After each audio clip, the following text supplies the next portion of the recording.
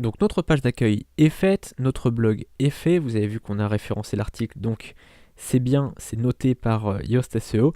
Et maintenant ce qu'on va faire, c'est qu'on va maintenir à jour notre site. C'est hyper important d'avoir toujours un site qui est à jour.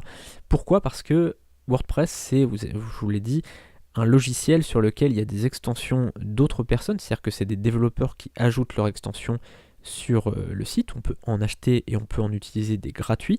Là par exemple pour le thème, on a acheté un thème qui s'appelle Grand Restaurant, et à côté de ça on a utilisé un plugin qui s'appelle Yoast SEO qui lui est gratuit. Donc il y a à la fois voilà, des thèmes gratuits, des thèmes payants, des plugins gratuits, des plugins payants, et tout ça, eh bien, ils doivent être mis à jour continuellement pour éviter des failles qui pourraient en fait conduire à des hackings, à des piratages.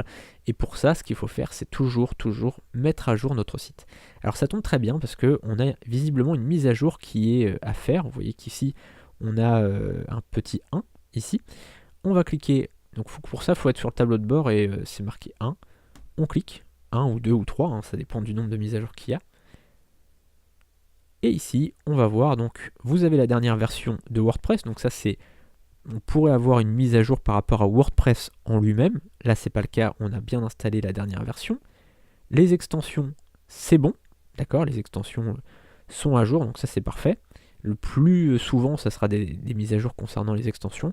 Et puis là, c'est une mise à jour concernant un thème. Alors en l'occurrence, on s'en sert pas, donc ça sert pas forcément à grand chose de faire la mise à jour, mais je la fais quand même, on sait jamais. Donc je clique ici pour sélectionner le thème, et je clique sur mettre à jour les thèmes.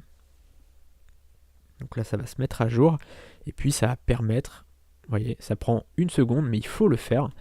Pourquoi? Parce que si vous ne le faites jamais, eh bien, il peut y avoir donc des failles dans l'un de vos plugins ou dans l'un de vos thèmes ou sur WordPress en lui-même, et des pirates peuvent s'engouffrer dans votre site. Et donc, le fait de mettre à jour continuellement votre site, moi je vous conseille, c'est de venir le voir toutes les 2 semaines, 3 semaines, quoi.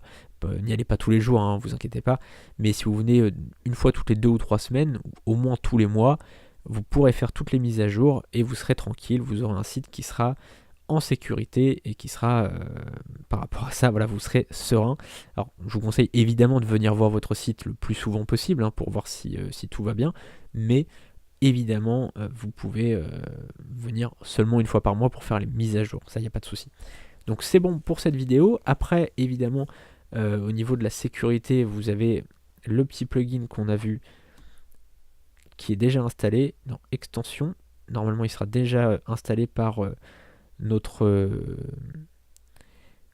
Cette vidéo est un extrait de ma nouvelle formation « Créer son site de restaurant en 7 heures ». Dans cette formation, je vous filme mon écran pour vous montrer comment créer votre propre site web, étape par étape. Sous la vidéo, vous aurez le lien de la présentation complète de cette formation. A tout de suite derrière le lien.